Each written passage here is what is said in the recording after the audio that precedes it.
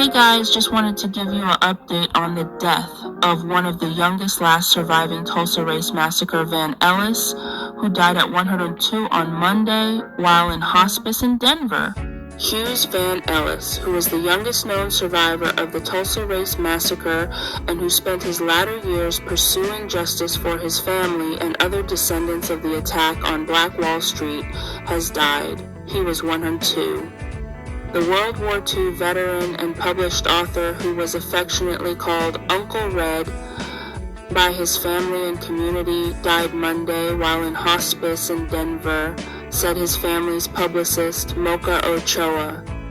After the war, Van Ellis worked as a sharecropper and went on to raise 7 children, all in the shadow of the Tulsa Massacre in 1921, when a white mob laid waste to the city's once thriving Black community. I'll remember each time that Uncle Red's passionate voice reached hearts and minds in courtrooms, halls of Congress, and interviews, said Damario Solomon Simmons, one of the attorneys who has pursued compensation for the survivors of the Tulsa Race Massacre. He was much more than a client, Solomon Simmons said in a statement Tuesday. He was a partner in the quest for justice and reparations. He was a source of inspiration and strength during times of doubt and despair. Van Ellis was just 6 months old when he and his family escaped what is widely considered one of the most stark examples of racial violence in American history. Tensions between Tulsa's Black and white residents inflamed when, on May 31st, 1921, the white-owned Tulsa Tribune published a sensationalized report of an alleged assault by a 19-year-old Black shoeshine on a 17-year-old white girl working as an elevator operator.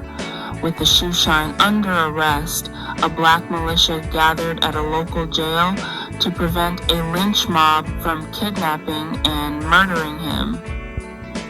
Then, a separate violent clash between Black and white residents sparked an all-out war. Over 18 hours straddling May 31st and June 1st, the white mob carried out a scorched earth campaign against Greenwood. The death toll has been estimated to be as high as 300. More than 35 city blocks were leveled, an estimated 191 businesses were destroyed, and roughly 10,000 Black residents were displaced. Although residents rebuilt Greenwood, the predominantly African American neighborhood known as Black Wall Street, urban renewal and a highway project pushed Black Tulsans out of the area. While in New York in June to publicize a memoir co-written by his older sister, 109-year-old Viola Ford Fletcher, and grandnephew Ike Howard, Van Ellis told the Associated Press that he wanted the world to know what Black Tulsans were deprived of due to the massacre. "I want the people to know really what happened," he said, "and then I want something back for that." Van Ellis, whose words from his 2021 testimony to Congress serve as the foreword to Fletcher's memoir, Don't Let Them Bury My Story, said he believed justice was possible in his lifetime. "We're getting pretty close to justice, but we aren't close enough," he said. "We've got a lot more work to do. I have to keep on battling. I'm fighting for myself and my people." With Van Ellis's death, only 2 Tulsa Race Massacre survivors remain, Fletcher and 108-year-old Leslie Benningfield Randall.